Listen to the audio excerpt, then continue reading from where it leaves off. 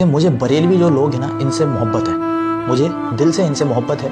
मुझे अहले हदीस लोग जो हैं उनसे भी मोहब्बत है। और मुझे देवबंदी जो लोग हैं जो इस फिक़्ह को फॉलो करते हैं और जो तबलीगी जमात वाले, मुझे इनसे भी मोहब्बत है। और मुझे जो शिया हैं इनसे भी मोहब्बत है, लेकिन सिर्फ उस हद में जो अल्लाह ने मुकर्रर कर दी।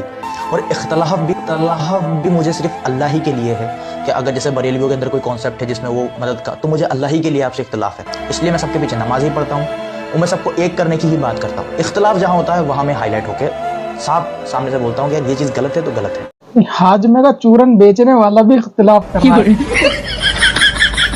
जो लफ्ज़ इख्तिलाफ तो बोल नहीं पा रहा, और इसकी इतनी औकात भी नहीं है कि इख्तिलाफ लफ्ज़ को उर्दू में लिख सके, और इसे इख्तिलाफ है। और ये सिर्फ गाय पे निबंध लिख सकता है, इससे ज़्यादा कुछ नहीं। इसे खुद नहीं पता कि मौजा सूंघ के ये पिछली वीडियो में मुसलमानों को मुशरिक बता चुका कि जो शिर्क है बरेलवी हजरात शिर्क करते हैं, और अब इसमें कह रहा है कि सब मुसलमान में सबके पीछे नमाज पढ़ता हूँ और ये इख्तिलाफ कर रहा है।